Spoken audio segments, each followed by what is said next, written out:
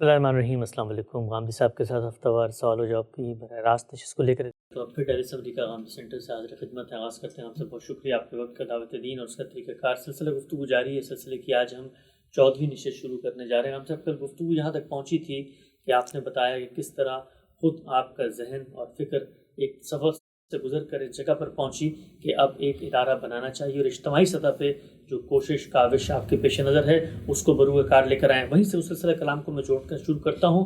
یہ بتائیے کہ آپ نے کہا ادارہ بناتے ہیں، عام آدمی شاید اس فرق کو سمجھ نہیں سکتا۔ پہلے اس کو واضح کریں کہ ادارہ بنانا اور کوئی جماعت بنانا، اس میں کیا کوئی جوہری فرق ہے یا دونوں ایک ہی چیز ہے؟ اس میں زمین و آسمان کا فرق ہے۔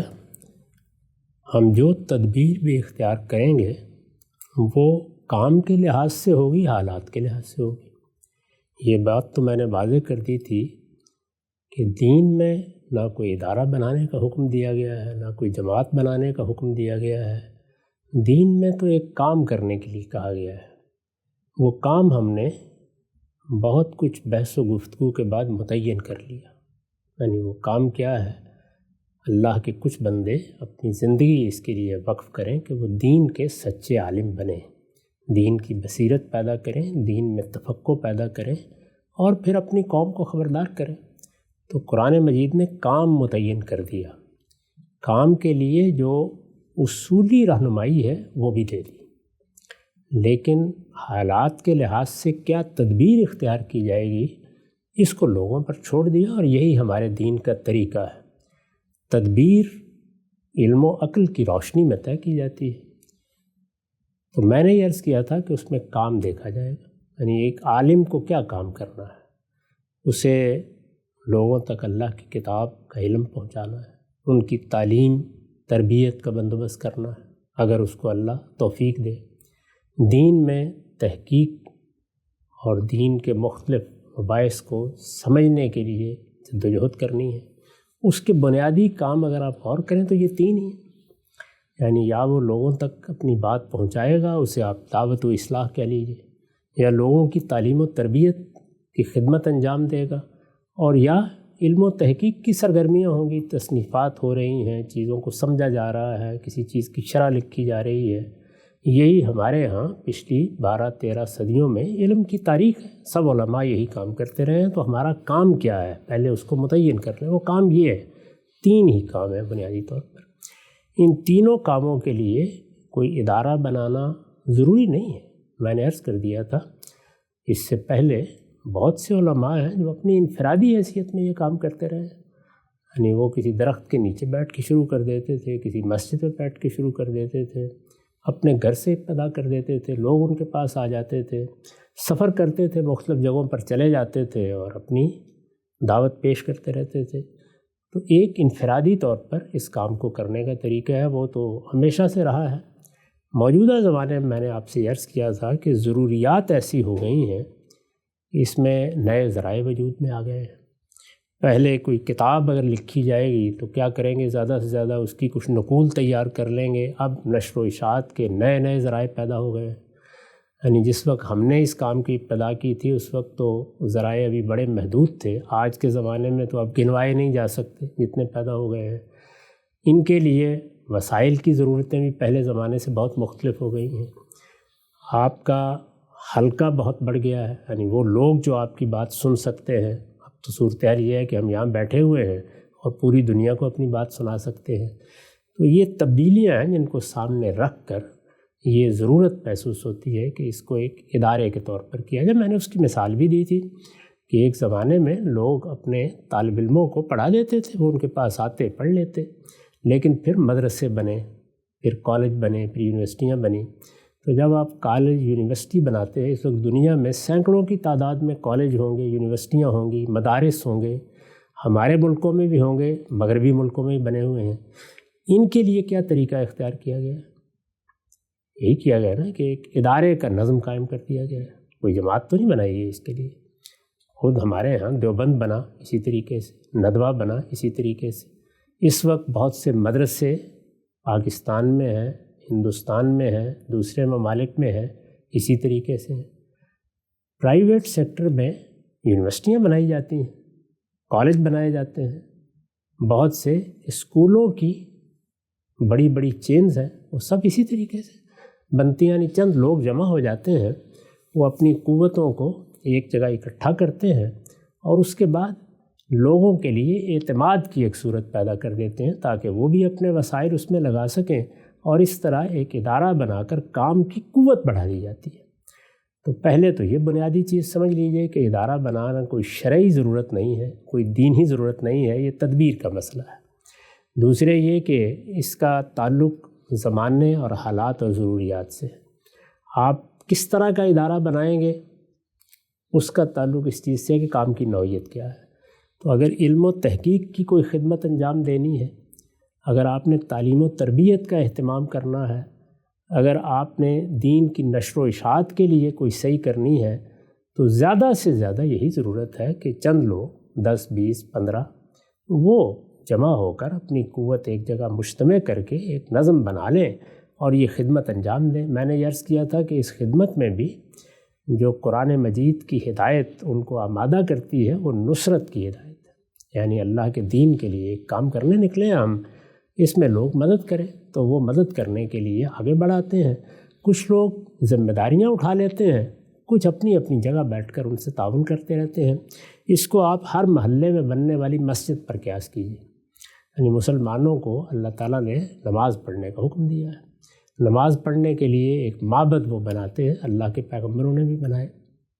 آپ چاہیں تو ایک چبوترے پر 2 صفیں بچھائیں تو معبد بن گیا، یعنی کوئی تکلف نہیں ہے جس کا دین نے پابند کیا ہے، لیکن اپنی سہولتوں کے لیے اور اپنی ضرورتوں کے لیے لوگ بڑی بڑی مسجدیں بناتے ہیں۔ کیسے بنائی جاتی ہیں؟ کوئی بادشاہ سلامت بنا دیں گے، حکمران بنا دیں گے، یا لوگ جمع ہو کے 2 4 5 ایک انجمن بنا لیتے ہیں، ایک ادارہ بنا لیتے ہیں اور ایک مسجد بنا لیتے ہیں۔ تو یہ ضرورت ہے جس کے تحت یہ کیا جاتا ہے۔ آپ نے فرمایا جماعت، تو جماعتیں تو 3 ہی مقاصد کے لیے بنائی جا سکتی ہیں اور بنانی چاہیے اگر بنانی ہو۔ طلب حقوق کے لیے، یعنی کوئی ایک کمیونٹی ہے، کوئی ایک شعبہ ہے جس میں کچھ لوگ کام کرتے ہیں، کوئی پیشہ ہے جس سے لوگ متعلق ہیں، ان کو اپنے حقوق کی حفاظت کے لیے بعض اوقات جمع ہو کر اپنی قوت دکھانی ہوتی ہے، جس سے ٹریڈ یونینز بنتی ہیں، اساتذہ کی بھی بن جاتی ہیں، مزدوروں کی بھی بن جاتی ہیں۔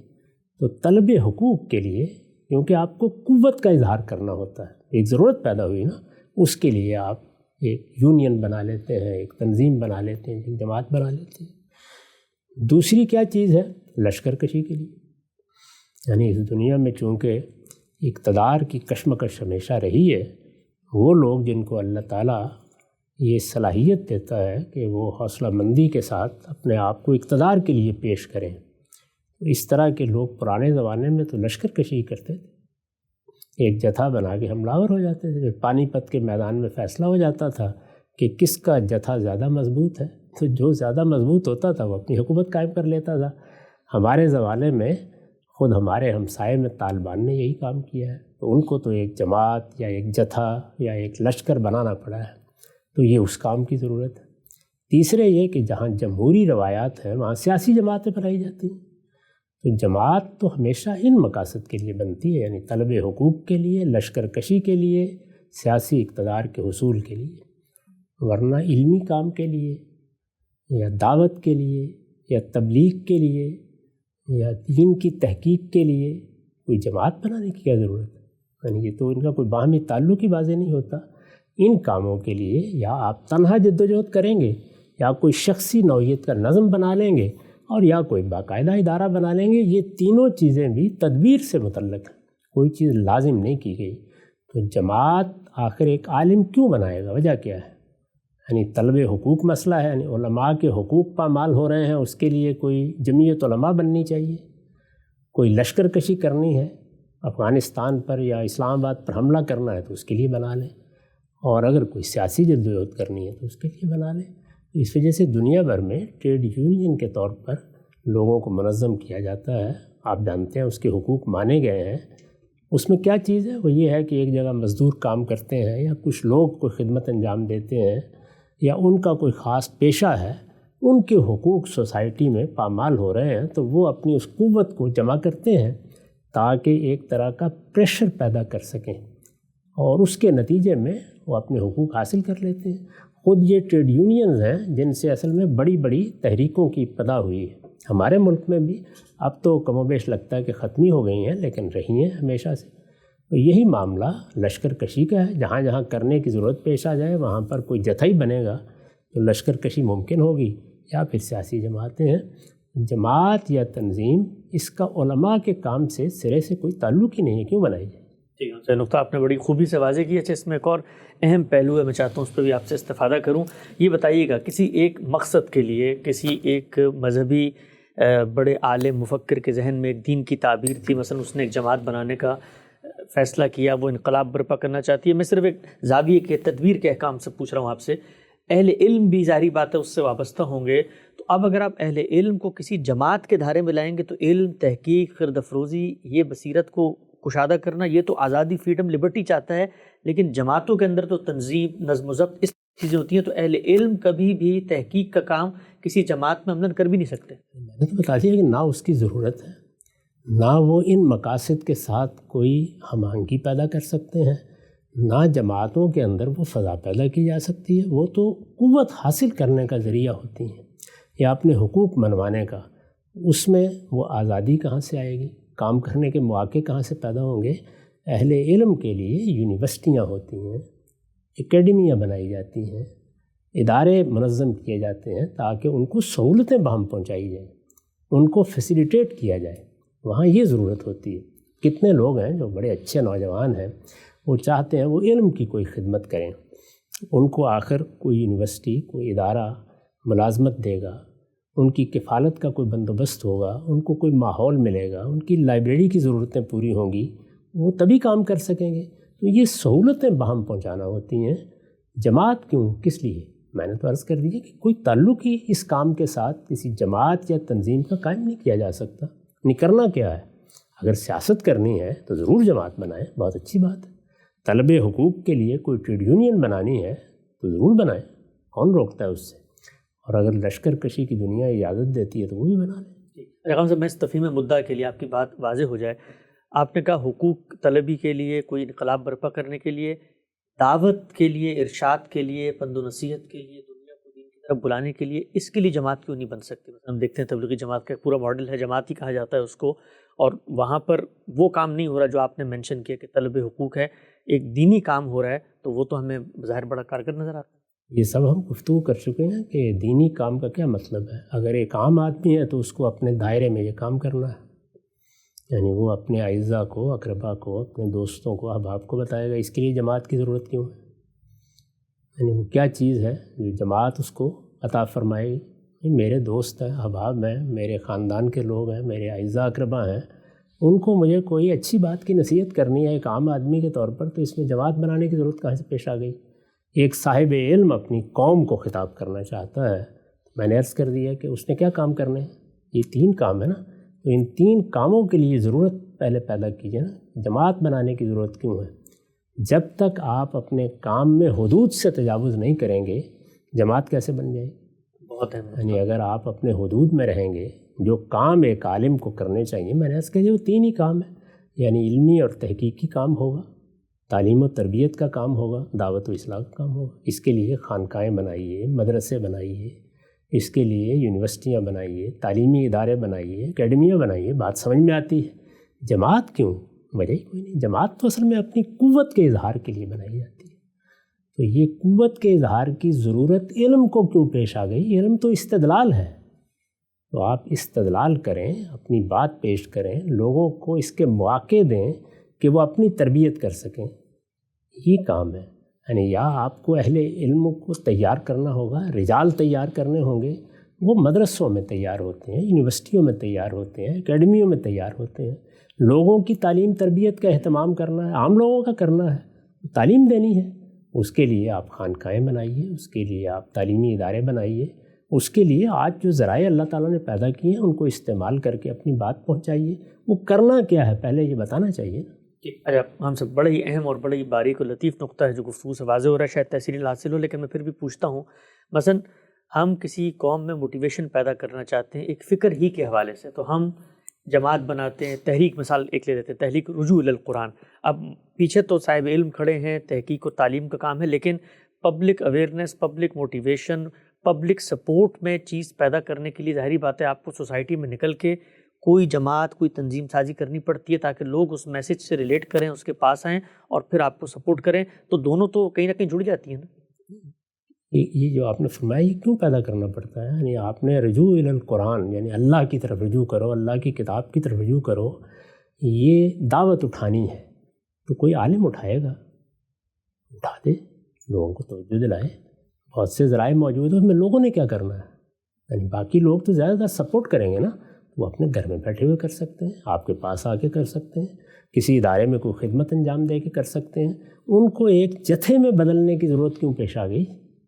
پہلے اس ضرورت کو واضح کیجیے نا، یہ ضرورت پیدا کہاں سے ہوئی ہے؟ لوگوں نے تعاون کرنا ہے، کریں گے. میں دسیوں مثالیں دے دیتا ہوں جس میں لوگوں نے بڑے بڑے اداروں کے ساتھ تعاون کیے. سر سید نے علی گڑھ قائم کیا، اس کے لیے کوئی جماعت بنانی پڑی ان کو. علی گڑھ ایک تحریک بن گیا، علی گڑھ ایک دعوت بن گیا. ہمارے پرانے علماء نے، روایتی علماء نے دیوبند قائم کیا، بہت بڑی تحریک ہے، اس کے غیر معمولی نتائج نکلے ہیں. اس کے لیے کوئی جماعت بنانی پڑی، ایک ادارہ بنایا گیا، وہ اپنا کام کر رہا ہے، اس سے آپ اتفاق کریں، اختلاف کریں. اسی طریقے سے ہمارے ڈاکٹر اسرار احمد صاحب نے رجوع الی القرآن کی تحریک اٹھائی، اس کے لیے انجمن خدام القرآن کے نام سے ایک ادارہ بنایا، ابھی بھی کام کر رہا ہے. یعنی یہ ضرورت کیوں پیش آ گئی؟ تو انہوں نے بھی کبھی نہیں کہا کہ اس کے لیے مجھے کوئی جماعت بنانی ناگزیر ہو گئی. ایک انجمن، ایک ادارہ وہی وجود میں لایا گیا.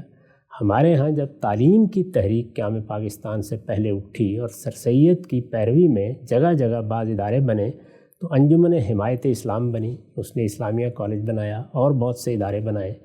ہمیشہ کوئی انجمن، کوئی تنظیم 10 لوگ، 20 لوگ، 100، 50 لوگ مل کے بنا لیتے ہیں. جن کو اللہ اس کا شعور دیتا ہے وہ یہ کام کرتے ہیں. اور یہ بھی دونوں طریقوں سے ہو سکتا ہے. یعنی آپ نے کوئی شخصی نوعیت کا ادارہ بنا لیا، جیسے بالعموم ہمارے مدارس بنتے ہیں، یعنی کوئی شخص اپنی شخصی حیثیت میں ایک ادارہ بنا دیتا ہے اور وہ موروثی طریقے سے پھر اس کی اولاد چلاتی رہتی ہے. اسی طرح کی صورتحال بہت سے کالجوں، بہت سی یونیورسٹیوں کی ہے. اس وقت ہمارے ملک میں بہت سے تعلیمی ادارے جدید تعلیم کے لیے بنائے گئے ہیں. وہ افراد نے بنائے ہیں، یا یہ ہے کہ ان کی کوئی ایک انجمن بن گئی ہے، یا ایک کوئی ادارتی نوعیت کا نظم بن گیا ہے جو اس کا کام چلا رہا ہے. تو جماعت آخر یعنی لوگوں کو مقصد بتائیے نا، کس مقصد کے لیے آپ ان کو ایک جتھا بنانا چاہتے ہیں، وجہ کیا ہے اس کی؟ ایک نقطہ واضح ہوا غام صاحب. ایک آخری نقطہ اس پہلو سے میں جاننا چاہتا ہوں، اگرچہ بڑی تفصیل سے غام صاحب نے اس پہ گفتگو کی، لیکن اس کی طرف اشارہ ہو جائے گا. عام مسلمان اس وقت سوچ رہا ہوگا کہ جی جماعت کی ایک طرح سے نفی ہو رہی ہے ان مقاصد کے لیے جو دین کے دعوت یا تحقیق کے ہیں، تو ہم تو مسلمان سب کے سب اپنے آپ کو کہتے ہیں بھئی ہم اہل سنت والجماعت سے ہیں، تو ہم تو پیدا ہی ایک جماعت کے اندر ہوتے ہیں، تو جماعت تو ہمارے وجود کا لازم و ملزوم حصہ ہے. تو اس کا کیا مطلب؟ اہل سنت والجماعت کا وہ مطلب نہیں ہے. اس پر ہم بڑی تفصیل سے گفتگو کر چکے ہیں. ہمارے ہاں جب خوارج کا فتنہ پیدا ہوا، یعنی کچھ لوگ پیدا ہوئے، اور یہ پہلے زمانے میں ہو گئے، سیدنا علی کے زمانے میں ان کے لشکر میں تھے، ان سے الگ ہوئے. یہ ایک سیاسی تحریک تھی. ان لوگوں نے یہ کہا کہ سنت کی ضرورت نہیں ہے، قرآن ہمارے لیے کافی ہے، قرآن اللہ کا حکم ہے. اس وجہ سے باقی لوگوں کو اپنی شناخت ان سے الگ کرنے کے لیے یہ کہنا پڑا کہ ہم تو اہل السنہ ہیں. اسی طرح ان کا ایک دوسرا نقطہ نظر یہ تھا کہ کسی حکومت کی بھی ضرورت نہیں ہے، کسی نظم اجتماعی کی ضرورت نہیں ہے.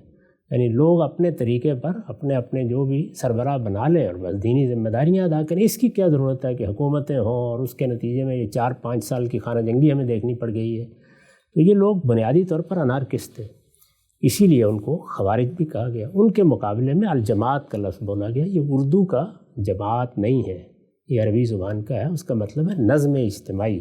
یعنی مسلمان سیاسی نظم کو ضروری سمجھتے ہیں. جہاں کہیں بھی مسلمان ہوں ان کو چاہیے کہ ان کا ایک سیاسی نظم وجود میں آئے اور وہ اس کے ساتھ وابستہ رہیں. تو یہ مطلب تھا اس کا. وہ کوئی جماعت نہیں تھی اس طرح جس طرح کہ اب پارٹیاں بنتی ہیں یا جماعت بنتی ہے.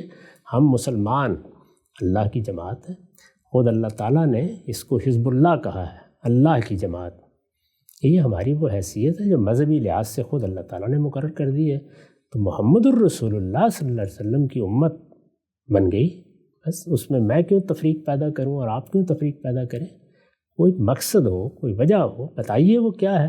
جن لوگوں نے اس طرح کی کوئی جماعتیں تنظیمیں موجودہ دور میں بنائی ہیں، آپ اندر اتر کے دیکھ لیں، ان کے مقاصد سیاسی تھے۔ یہ نقطہ آپ نے بڑی خوبی سے واضح فرمایا، بڑی تفصیل سے ہم نے اس پہ گفتگو بھی کیا۔ ہم سینٹر کے پیج پہ عقائد سیریز میں آپ سن سکتے ہیں نسبت الجماعت کی حقیقت کیا ہے۔ ہم سب آج کی نشست کا آخری سوال، آپ نے فیصلہ کیا ادارہ بنانا ہے، اور بنانے کے بعد ایک ادارہ وجود پذیر ہوا، اس کا نام آپ نے تجویز کیا المورد۔